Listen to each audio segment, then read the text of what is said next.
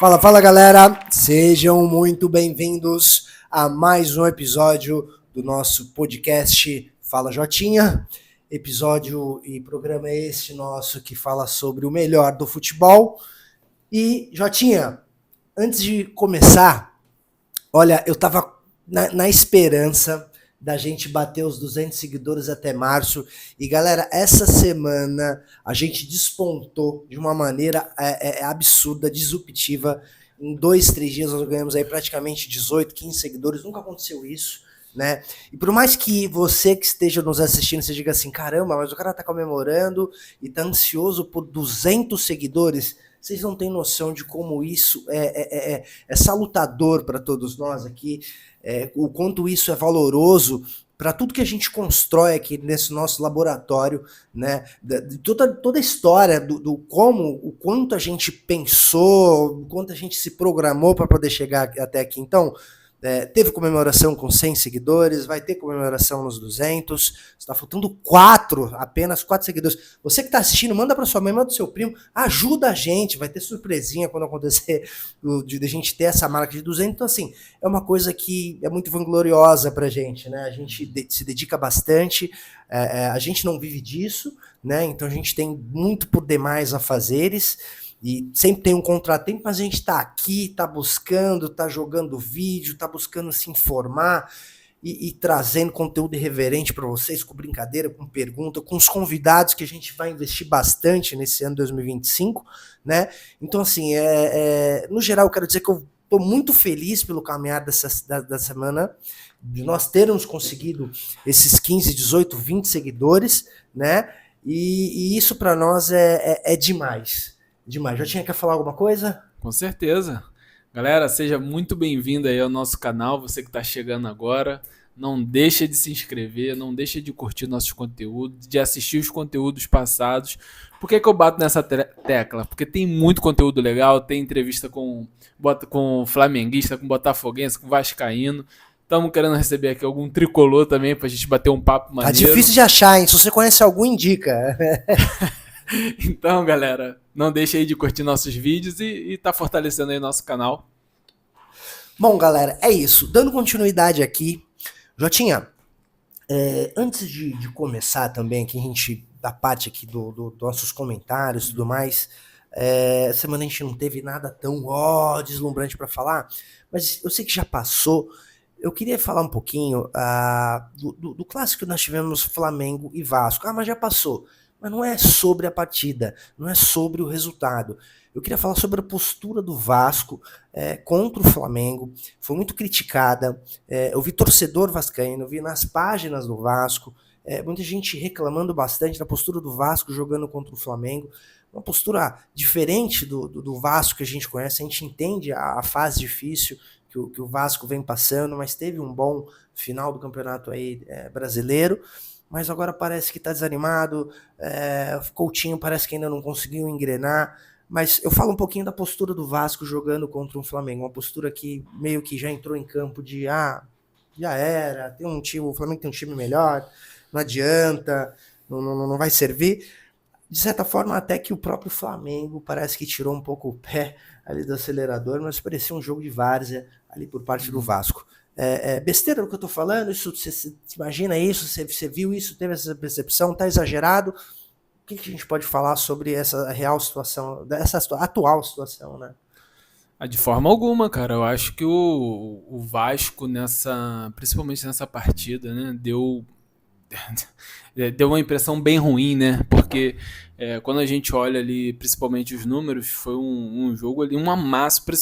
Primeiro tempo, cara, o Flamengo deu 8 chutes ao gol, o Vasco não deu nada, né? 70% de posse de bola, 30% pro Vasco.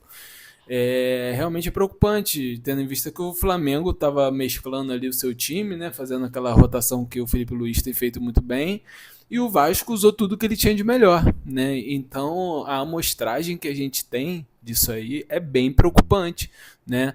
Eu acredito que logicamente o trabalho do Fábio Carille é só o começo, né? Ele ainda está tentando encontrar uma forma ideal para que se encaixe, né, com esse elenco do Vasco. Acho que o Vasco carece, acho que todo torcedor vascaíno vai concordar comigo, carece de jogadores de velocidade, né, ali pela ponta. Tem até o DVD né, no elenco, mas ele está machucado. Tá se falando aí em Pedrinho, aquele Pedrinho que surgiu muito bem no Corinthians. Cara, mas precisa arrumar alguma solução, né? O Vasco precisa de solução, precisa se reforçar. A gente cansa de falar aqui que o Campeonato Carioca ele não é parâmetro para o bem, né? Para quem vence, para quem ganha, mas para quem está sofrendo já agora, nesse momento, é parâmetro sim. Então o Vasco tem que ligar, já tem que estar, na verdade, com sinal de alerta, tá? Porque a temporada é difícil, a gente tá vendo o movimento dos clubes, né? Tá todo mundo se reforçando, todo mundo investindo muito dinheiro, a gente sabe que o Vasco passa uma situação difícil, mas, cara, vai ter que buscar criatividade aí para poder, né, conseguir ali melhorar o seu elenco, qualificar da melhor forma para ao menos ser competitivo nesse ano de 2025. Porque o Vasco é um time muito grande, é um clube de tradição, tem uma história maravilhosa. Não dá para ficar passando por isso, né, cara? E agora, Jotinha, você não acha que tem uma certa crise? Assim, se você olhar o cenário atual, né, é o que você falou. Tá começando, serve ali para poder testar, legal, tal, mas derruba técnico, tem aquelas provocações como a gente viu aí no clássico, como o Botafogo e o Flamengo. Você não acha que o campeonato, os times cariocas estão meio carentes de estrutura? Você só tem o Flamengo um pouco elencado, e ali você vê o Botafogo ainda sem técnico, nós vamos falar ainda também sobre isso, um Vasco apático, um Fluminense que também, e aí, não tem muita coisa. Você acha que isso permanece pelo ano todo? De fato, o Flamengo está muito acima dos outros times? Nesse momento, o Flamengo é o time mais bem preparado dos quatro do Rio, com certeza, sem dúvida alguma.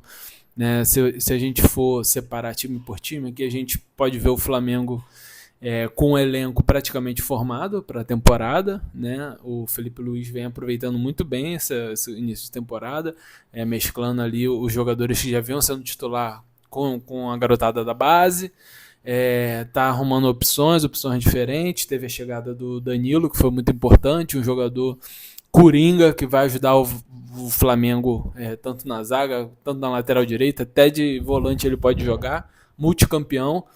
E o Flamengo está saindo muito bem, né? O Botafogo, que foi o grande protagonista da temporada passada, o Botafogo está se reformulando, né? Parece, né? Se você for analisar ali o perfil das contratações do Botafogo, parece que o Botafogo está começando a se encaixar no que é uma SAF, né? O que é a SAF? A SAF é um grande negócio onde a transação de jogadores ali é o que traz o recurso para o grupo, né? E o Botafogo, o perfil das contratações do Botafogo são de garotos, né? O Botafogo não trouxe nenhum jogador experiente assim para compor elenco, para nada disso. O Botafogo trouxe apostas, né? O tão falado scout do Botafogo vai ser posto em prova agora, né? O Botafogo gastou muito dinheiro, fala assim em quase 600 milhões nessa janela, né? Mas se você olha o nome dos jogadores, você fica meio assustado. Fala, caramba, gastou 100 milhões no Jair, do Santos, 19 anos, Santiago Rodrigues jogava na MLS, então ali a gente vai precisar de tempo para saber se esses jogadores vão realmente se mostrar, né, tanto quanto valem, né? O Fluminense, cara, a grande decepção mais uma vez para mim, né? O Mano Menezes já vai aí para mais algum tempo de trabalho e ainda não consegue fazer o time jogar da forma que o torcedor gosta, um futebol mais fluido, um futebol mais bonito, usando a garotada, né, para poder dar aquela vitalidade pro elenco. Trouxe aí o Everaldo, que é um jogador experiente, veio do Bahia, para disputar ali a posição do Cano. Acho, cara, uma contratação bem mediana, não é mau jogador ele, mas assim, não é um jogador que você vai levar o nível do teu elenco, você vai manter ali na mesma, né, no mesmo patamar. E trouxe também o Otávio do Galo, né, titular do Galo ano passado, jogou a final contra o Botafogo aí na Libertadores.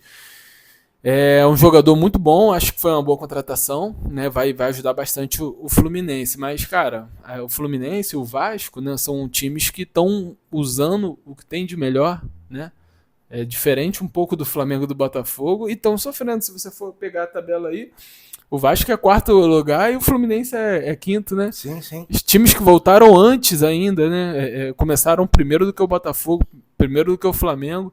Então já era para estar num patamar melhor ali, era para estar classificado já, né, no Carioca, e vai para a última rodada agora, dependendo. Então, cara, o Flamengo está aqui um pouquinho acima, o Botafogo, né, tá se reformulando, a gente sabe que o Botafogo tem ignorado o Campeonato Carioca nos últimos anos, e o Fluminense e o Vasco, na minha opinião, deveriam estar no lugar de Volta Redonda e Madureira numa situação mais tranquila aí, e estão sofrendo bastante nesse começo de campeonato. Se a gente fosse encerrar o campeonato hoje, o Volta Redonda ficaria em vice e o Madureira ali em terceiro, seria mais ou menos isso. Isso, porque o Volta Redonda vai para a última rodada, enfrentando o Boa Vista lá em Bacaxá, na disputa da Taça Guanabara, né?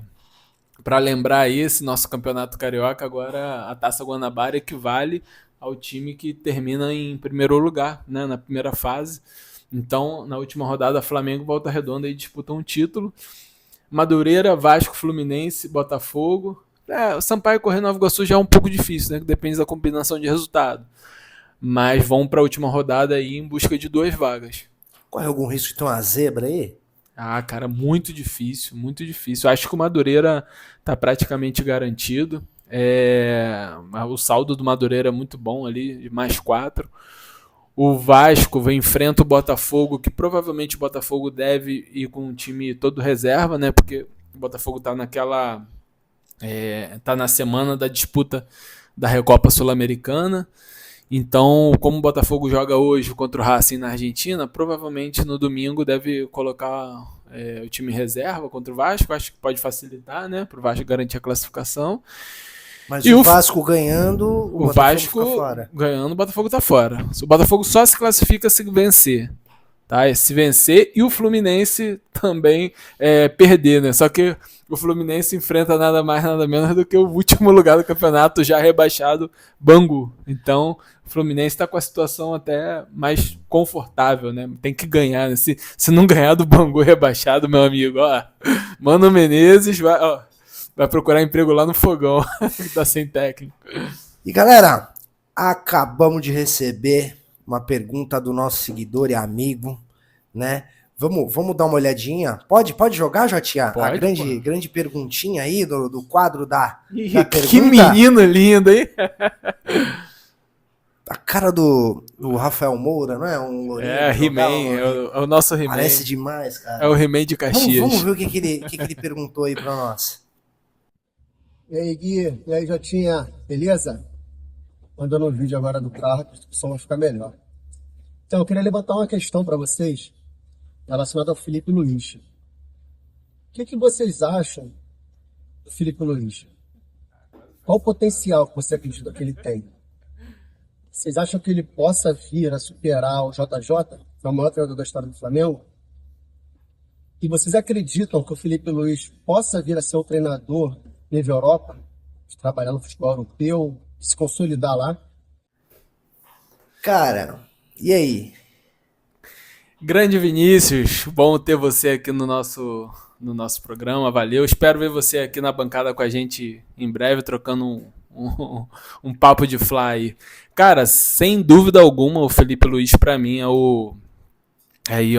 talvez seja um dos melhores técnicos, né, da nova geração, né, bastante promissor, né, tá tendo aí um começo de trabalho no Flamengo muito bom, tá, o Felipe Luiz, e eu acho que ele encontrou ali um caminho bem propício para ele conseguir desenvolver, né, o seu trabalho, suas ideias, né. A gente, para quem não sabe, o Felipe Luiz já estava no Flamengo, foi campeão mundial com o Sub-17, se eu não me engano. E ele teve o apoio, teve o respaldo da diretoria, teve apoio do grupo de jogadores, então acho que esse ali é um ambiente perfeito para um treinador que está começando agora, né, que é o Felipe Luiz, né, bastante promissor, como eu falei, e cara, um indicativo muito bom de que o trabalho do Felipe Luiz é bom, que A gestão de elenco dele, cara, assim, para um técnico inexperiente, porra, é muito boa, assim, você vê ele mesclando, sabe, os jogadores, tá entrando o Everton Araújo, tá entrando o Plata, que teve pouca oportunidade no ano passado, então ele está conseguindo fazer essa rotação muito bem, e o melhor, né? Ele faz a rotação e o Flamengo não deixa de jogar da forma natural, né? Que é o Flamengo, né? Que é um time marcando sob pressão, os jogadores se aproximando um do outro, um buscando o outro, rápido, sabe o que faz com a bola. Então, cara, tá bem promissor, mas é preciso ter calma, né? A gente sabe que o futebol é muito dinâmico, a gente sabe como as coisas acontecem rápido, né, no futebol. E a gente já vislumbrar o Felipe Luiz na seleção, acho muito ainda, tá? A gente precisa ver um pouquinho mais de como vai ser o trabalho do Felipe Luiz. Acho sim que o Felipe Luiz pode chamar a atenção rapidamente de clubes europeus, já que ele tem uma carreira como jogador, né, muito bem estabelecida na Europa. A gente sabe que ele é ídolo no Atlético de Madrid, sabe que tem portas abertas no Chelsea, então acho que sim, a qualquer momento, aí ele continuando a desempenhar um bom trabalho no Flamengo, que é uma imensa vitrine, né, para o futebol mundial. Eu acho sim que o Flamengo pode futuramente ter problemas, né, em conseguir manter o Felipe Luiz devido ao assédio do futebol europeu. Agora, cara, olha que bacana. Quando você olha, né, todo esse retrospecto do que foi essa ascensão, né, do Felipe Luiz, ele jogava pelo Flamengo, o Flamengo já vinha de uma crise absurda, e como o próprio Vinícius perguntou, e aí, ele pode tirar essa marca do Jorge Jesus? Cara, pode sim, eu acredito que sim. Eu acredito que sim. Só que eu acho que essa comparação, ela não cabe, porque o trabalho que o JJ fez no Flamengo foi maestral. É um cara que tem que ficar para a história do Flamengo. Então eu acho que não cabe essa comparação. É difícil de falar. Então se você vai comparar, vai ser difícil, porque o cara fez uma puta de uma história dentro do Flamengo. Agora, o Felipe Luiz, ele pega um time com uma crise muito grande de técnico, vem com um Tite que é um grande técnico e não conseguiu encaixar legal no Flamengo, outros também não conseguiram, e ele vem com uma sabedoria de grupo, vem com todo um trabalho ali, você vê de iniciante, mas com muita cautela, e conseguiu reunir o grupo. O Flamengo sempre teve um grande elenco, mas não adianta você ter um bom elenco se você não conseguir organizar, se não conseguir cadenciar, se não conseguir trazer aquela concentração de grupo, né? aquela boa cadência. E ele trouxe. E aí teve essa oportunidade, poderia, né, rechaçar essa oportunidade, porque seria muito difícil para um começo, né? Foi a primeira vez dele como técnico. Você pega um time que vem de uma crise muito grande, que vem com a própria referência do Jorge Jesus, e ele encarou isso. Ele aceitou passar por isso. E olha o trabalho que ele vem fazendo, foi campeão da Copa do Brasil, né? Pegou ali um time do Flamengo já meio caminho andado, assumiu, foi campeão da Supercopa em cima do Botafogo, e vem reunindo o grupo. Então acho que sim, chega bem, sim. Eu acho que pode ser cotado um pouco mais à frente a seleção brasileira, mas o que eu acho bacana é que ele demonstrou força de vontade, ele demonstrou coragem, né? Que ele poderia ir para um time menor, poderia pegar uma equipe um pouquinho menorzinha, e iniciar aos poucos, mas não, ele foi pro Flamengo, trouxe o grupo, mas ele já jogava lá, então foi um pouco mais fácil. De forma alguma, né? Porque você sempre vai ter alguma coisa que você precisa melhorar. Ele vem conseguindo trabalhar bem. O Flamengo vem aí como um dos favoritos para os campeonatos nacionais desse ano e também para os internacionais, né? Então eu respondendo a pergunta do Vini, eu estou muito feliz com o Felipe Luiz, torço para que ele chegue a nível de seleção brasileira, torço para que ele faça o Flamengo também se manter dessa forma, e a nível europeu vai chegar, com certeza, né? O cara tem cautela, o cara tem toda aquela transparência, não é um cara emocionado, competitivo. É um cara inteligente, competitivo. Então tem tudo para poder ser um dos caras. Só acho que não dá para comparar. O Jorge Jesus teve uma história, uma trajetória sensacional no Flamengo. Cara, tá eternizado ali, acabou. Não dá. Vem um outro cara melhor, pior. Mano, é o Jorge Jesus e acabou, não dá mais pra comparar. Mas o Felipe Luiz, eu tenho certeza que ele vai deixar uma grande história, tanto pro começo da carreira dele, como pro Flamengo mesmo, a estrutura do elenco, o time, o clube Flamengo, né? É até engraçado, né, a gente falar aqui, né, do Jorge Jesus. Ele deixou ali um legado, né, naquele Flamengo como se falava do Flamengo lá, campeão mundial, né, com o Zico. Hoje a gente fala do Flamengo do Jorge Jesus, né, aquele Flamengo de 19. E sabe qual é engraçado? Se eu te perguntar aqui, quem é o técnico do Flamengo de 2022? Qual é o time do Flamengo de 2022? Como é que foi o Flamengo de 2022, campeão da Libertadores? Muita gente vai, né, balancear. Titubear. Só que a campanha do Flamengo em 2022, ela é melhor do que a de 2019. É impressionante isso, cara. É melhor em números, obviamente, né? O Jorge Jesus teve uma passagem no Campeonato Brasileiro absurda, né? O Flamengo destruiu, né, naquele Campeonato Brasileiro, né? Mas em 2022 ali, o Flamengo ainda foi melhor, né? Só que o que foi marcante mesmo foi o 2019, né? Do Jorge Jesus.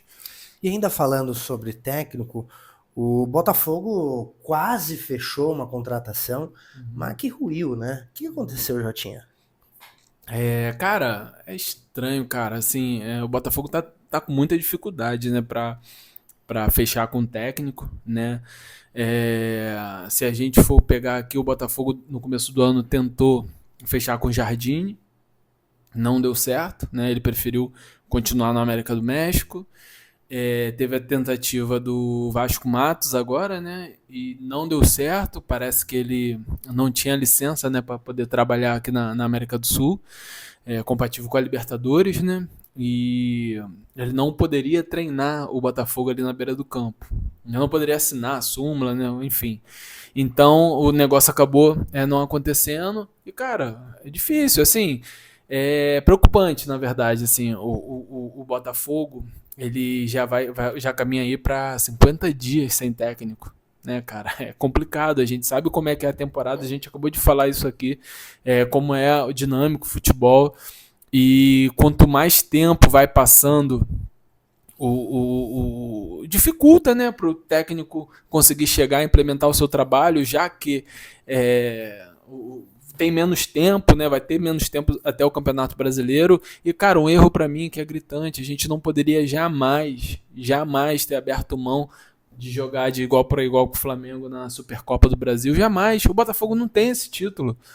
Tá? O técnico só pode até falar, não vale nada. Não... Mas, cara, é título contra um grande rival. Né? A gente viu a repercussão que teve. Eu acho sim que o Botafogo deveria ter levado a sério. Aí hoje já tem a Recopa Sul-Americana, sem técnico, sem um trabalho feito. É preocupante sim, falta senso de urgência. A gente está a um mês do Campeonato Brasileiro. E aí? Aí vamos supor que feche o Roberto Mancini, que é um técnico italiano.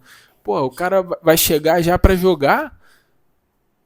E adaptação, e conhecer o elenco, o cara nunca treinou no Brasil. Cara, é muito arriscado isso que o Botafogo tá fazendo, muito arriscado. E sabe qual é o pior? O pior para mim é o seguinte, que essas tratativas com os técnicos não estão dando certo, e cada vez mais eu acho que o mercado se inflaciona pro Botafogo, porque o desespero vai bater. Então, cada vez vai ficar mais difícil para você conseguir fechar com o técnico por um preço justo, né? E alguém que chegue e se encaixe no que é o perfil do Botafogo hoje, né? Fala-se do Botafogo Way e o Botafogo está tentando encontrar. Eu acho que é uma linha tênue ali. O Botafogo, ele não quer arriscar trazer um treinador que esteja fora desse Botafogo Way e também está perdendo tempo, né? Então é complicado, cara. Assim, se vai dar certo ou não, a gente não sabe, mas é muito, muito, muito arriscado. Não é todo ano que isso vai dar certo. Agora, Jotinha, se você fosse um dos conselheiros ali, o braço direito da presidência do Botafogo, da diretoria do Botafogo, qual seria um nome que você favoritaria para poder colocar na comissão técnica ali, na gestão ali do Botafogo? Cara, é difícil, né? Criticar aqui a gente é bom pra caramba, né? Mas agora escolher é difícil, porque esse nome, né, do Vasco Matos, me agradava, porque é um treinador até com um perfil um pouco parecido do Arthur Jorge, né? Ele trouxe o Santa Clara da segunda divisão, foi campeão, está em 5º lugar no campeonato português. Nosso campeonato é melhor do que o português, mas ele só está atrás dos principais times de Portugal, né? E com um investimento bem reduzido que tem o Santa Clara. Então, ele está mostrando seu valor e é um treinador emergente. Eu acho que poderia dar bastante certo aqui no Botafogo, né? Agora, cara, ao mesmo tempo, aqui no Brasil, o nosso mercado está muito escasso, né? Quem é que a gente pensa aqui para poder, sem tirar nenhum treinador de um clube que já está empregado, quem a gente pensa? Tite. Esses nomes, Tite, Filipão, não sei se ele já se aposentou, mas é Filipão, Renato Augusto, Renato Gaúcho. O Renato Gaúcho não seria um bom nome, cara? Cara, poderia dar certo, mas sabe qual é o problema do Renato Gaúcho no Botafogo? A torcida tem uma pinima com ele, cara. Sério? Tem uma situação que ocorreu lá em 92. Porra, 92, caralho. Cara, você não conhece o torcedor botafoguense, irmão. Você não conhece.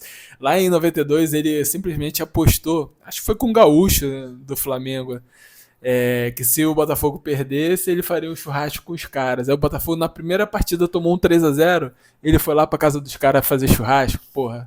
Aí a torcida caiu matando em cima dele. Eu acho que ele não joga nem o segundo jogo da final. Então a torcida... Porra, ele ia enfrentar uma resistência, né? Mas, cara, o Renato Gaúcho poderia dar certo em um futebol ofensivo. Na era pós Jorge Jesus no Flamengo, o Renato Gaúcho foi um dos treinadores que fez o Flamengo jogar mais bonito, né? Então, poderia dar certo, cara. Poderia, é um nome, mas é o Tite, o Renato Gaúcho, Filipão, Fernando Diniz. Difícil, né? Vanderlei, Luxemburgo, Lucha. Pô, fechou. É difícil, cara. É difícil. Assim, pensar, fala-se. Sabe quem eu traria? Eu perdoaria o Luiz Castro e traria o Luiz Castro de volta, né? Que foi o primeiro treinador do Botafogo na era SAF. Ele tá desempregado, né? Ele, quando saiu do Botafogo, foi treinar o Al-Nassr do Cristiano Ronaldo. E agora ele tá sem clube. Eu traria ele de volta. Eu acho que é dos nomes disponíveis que tem se falado, eu acho ele até melhor do que o próprio Roberto Mancini, que tá uma especulação forte que vai ser ele o técnico, né? Mas eu preferi o Luiz Castro. Mas tem que ser frio, né, cara? A gente como empresa, né? Vamos pensar no clube como uma empresa, né? Uma instituição, você tem que ser frio, né? Já dizer, não, tô com raivinha, não vou... Pô, se for trazer pro time título, se for trazer pro time prazer da torcida poder ver jogar, competitividade, cara... Traz o cara, velho. Ele é um manager, né? Acabou. Ele é um cara que mexe no clube inteiro, ajuda a categoria de base. Ele seria um nome excelente pra voltar, mas, cara, não sei, né? A gente conhece o que sai na imprensa, nos bastidores a gente não sabe. Então, pode ter ali ocorrido, a gente sabe que foi uma quebra de contrato dele com o Botafogo. Então, pode ter ocorrido ali rusgas que não dão pra sanar, né? Mas, assim, pra mim seria o melhor nome. Agora, dando um pulinho rápido ali no Campeonato Paulista, nós tivemos aí o Santos fazendo um 3-0 no Noroeste, né? O São Paulo tomando uma virada de 2-1, entregou para o Palmeiras para prejudicar o Palmeiras.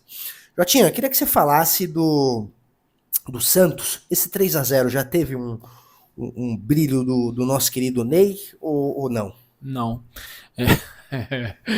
Não, cara. O Neymar, ele é um gênio, um craque, né?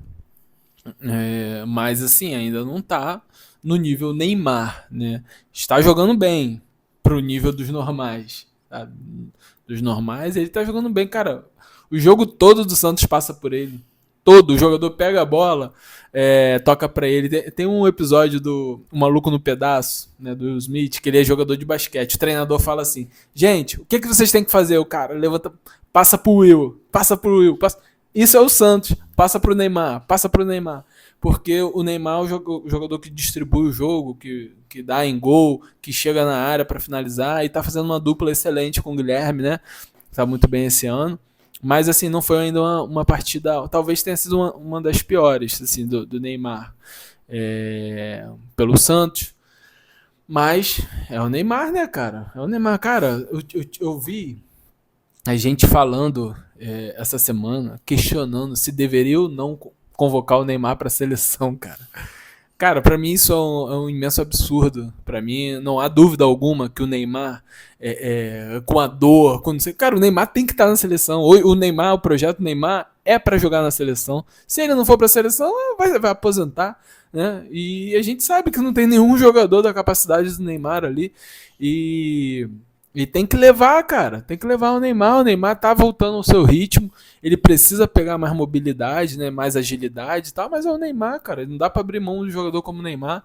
Mas, assim, falando do jogo em si, não foi um jogo excepcional do Neymar. Mas o Santos cumpriu o objetivo ali. Precisava da vitória até para se colocar ali melhor no Campeonato Paulista. Tinha algum risco ali de não se classificar, né? Para as quartas de finais.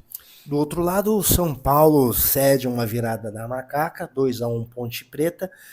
Isso foi o quê? Foi uma entrega para prejudicar o Palmeiras ou o São Paulo tá perigoso? Eu, como torcedor, tenho que estar preocupado com esse São Paulo, Jotinha?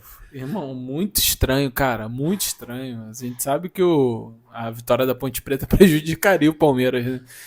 E o Zubeldia colocou o time todo titular, né? E o São Paulo até abre o placar, mas toma uma virada ali, a torcida vaiou bastante o time no final, né? A torcida provavelmente não concordou com isso, né?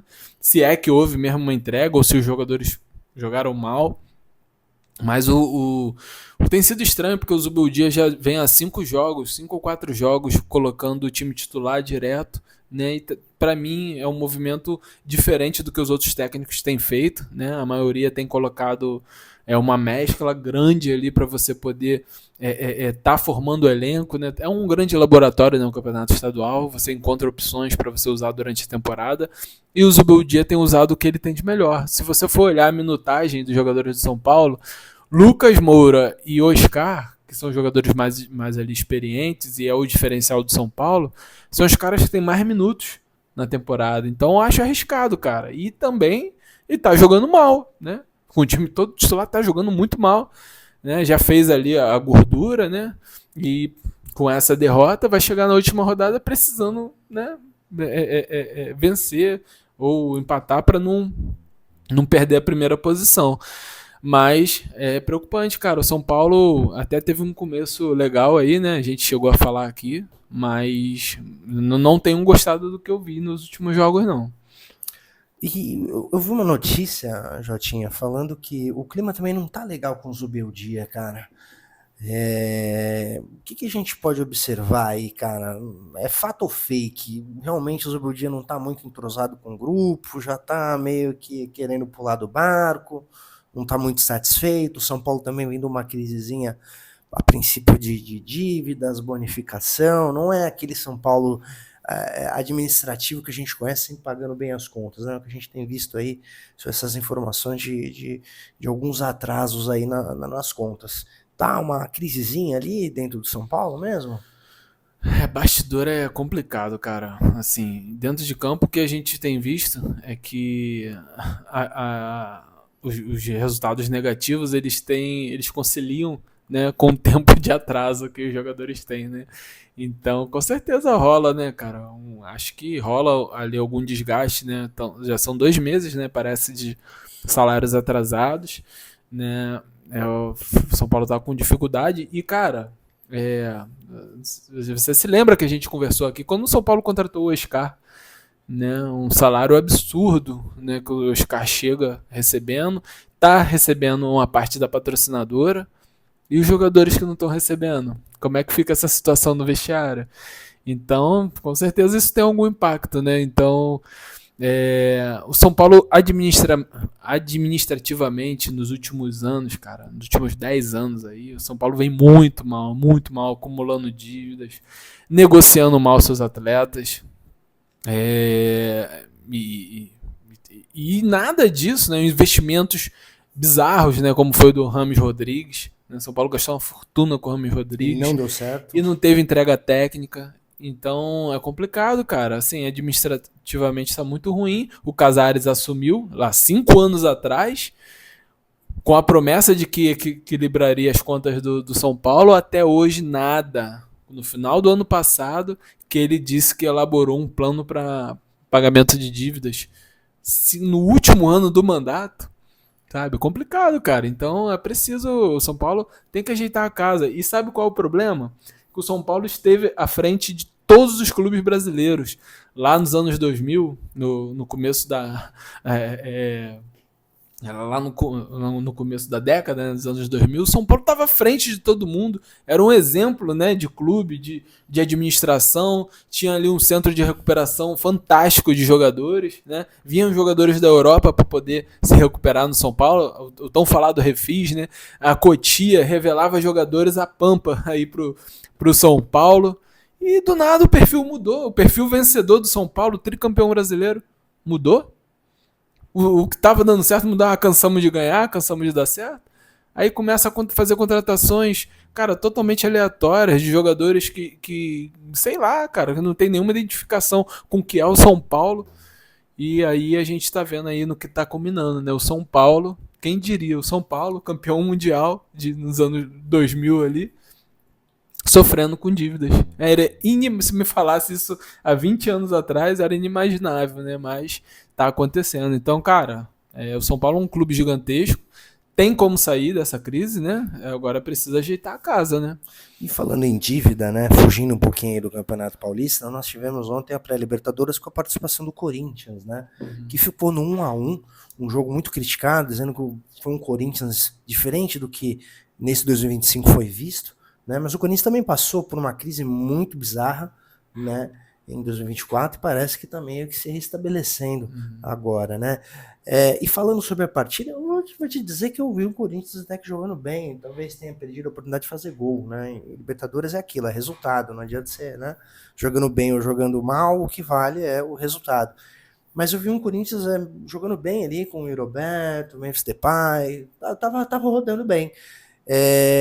O Corinthians, ele tá perigado ali nessa pré-Libertadores, pelo que você viu ali, já demonstra que o Corinthians não vai priorizar tanto Libertadores, ou o pessoal exagerou falando que o Corinthians jogou muito mal ontem? Muita gente estava falando de vexame, né? Acho que a palavra certa não é nem o vexame, acho que é decepcionante, né? O resultado de ontem do Corinthians.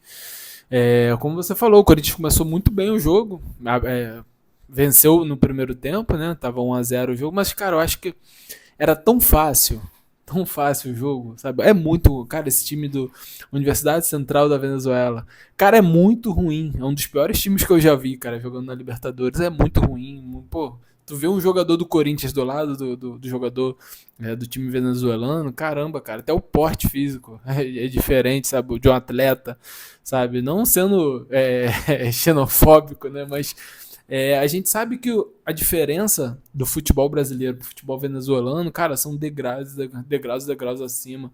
Então, é decepcionante o resultado do Corinthians, mas, cara, não tem risco, assim, aí sim seria vexame. Se o Corinthians não conseguisse essa classificação dentro de Itaquera, porra, mano, com Memphis Depay, Yuri Alberto, time quase que galáctico que o Corinthians montou aí, cara, aí sim seria um baita de um vexame, mas eu não acredito que isso vai acontecer.